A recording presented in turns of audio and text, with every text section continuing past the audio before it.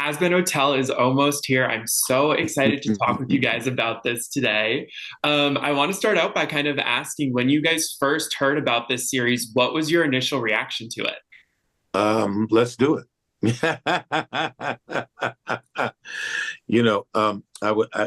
I had said back, way back when, I think it was Ralph Bakshi that came out with uh, Fritz the Cat. That was my first, like, sort of adult animation. There was another one, but I can't remember the name of it right this second. But this is what it reminds me of. Those naughty cartoons that came out back in the '70s or whatever it was. And it's just so much fun. It's just so much fun. Yeah, my initial reaction after getting the job, I mean, I started diving into watching Hell of a Boss and the whole, Vivian's whole universe. And my first reaction was, okay, this is different from anything that exists right now. This is truly something that she and the whole team is trailblazing in a new direction. It's an overlapping of a lot of different expressions and mediums and I'm just so excited to be a part of that. It really even just studying up and watching Hell of a Boss or seeing how committed the fan base is online. It's a dream. Really, everybody wants to be a part of something that means something to people, and that's very much, you can tell what the Hazbin Hotel is. Yeah, I mean, even watching the first couple episodes of the series, I noticed there's such a perfect tone and balance with the adult comedy, with the musical sequences, with these characters that, we want to keep following, we want to keep getting to know. What was it like for you guys kind of playing into that really interesting mix and balance with this story? Yeah.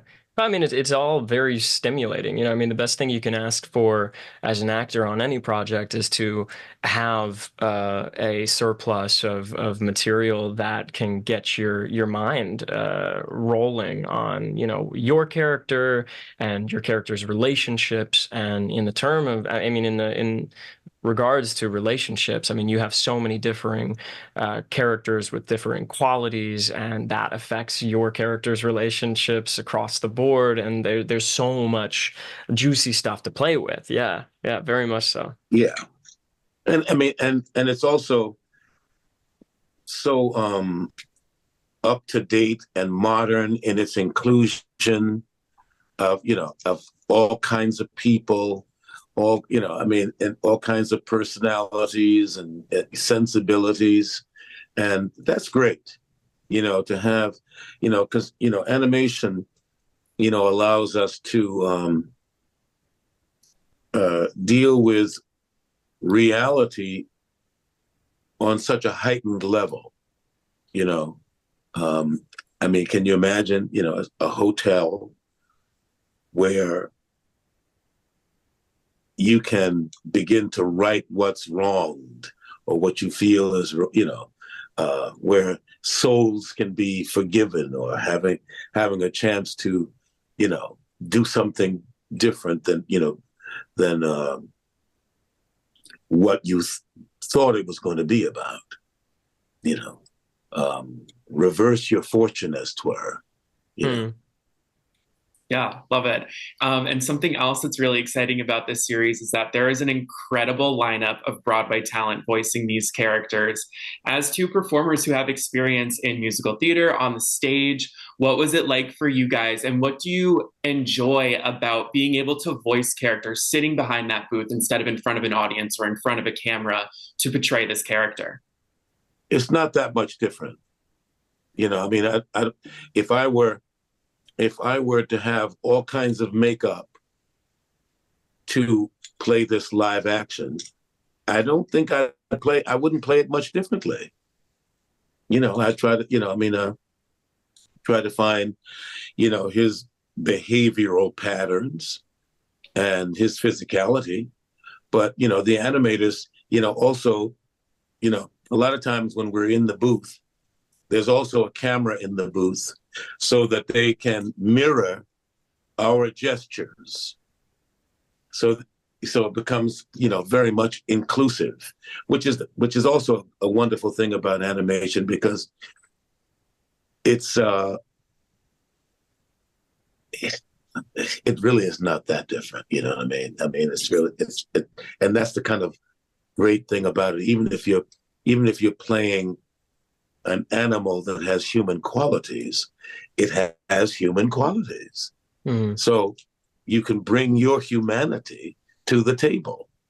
And that's what plays. That's the connecting point, is we have a shared humanity with all of these characters. I mean, I feel very, very similar. I found out early on when I started doing more voiceover stuff that it is very theatrical in nature. What people hear of us is one sense. It's just the voice. And if you want to get all the information, all the detail that you've put into the character, into that voice, you need to do everything that you can around it to make sure that that is communicated, and that very much includes physicality. Yes, you're in a booth, isolated, alone, and you're in front of a mic and everything, but you're very much still having to act as if you were on a stage, in a theater, because that needs to translate into the voice very much so. So there's not too much of a distinct, like, people always think that they need to shift a hell of a lot from medium to medium to medium. I mean, voiceover in theater to me is not much of a shift in the actual performance of it, No, to me, it's a different balancing of the energy. Mm-hmm. Like you wouldn't play a 300-seat house the same way you would play a 1,500-seat house. Yeah. And you act with your whole body on stage or off stage, because you should see some of the behavior that we exhibit in the booth. When you're yeah. especially when you're interacting with other characters. Sometimes you have to play being touched, even though there's nobody touching you. So, but that calls for acting. Well, hello there, you wayward sinner.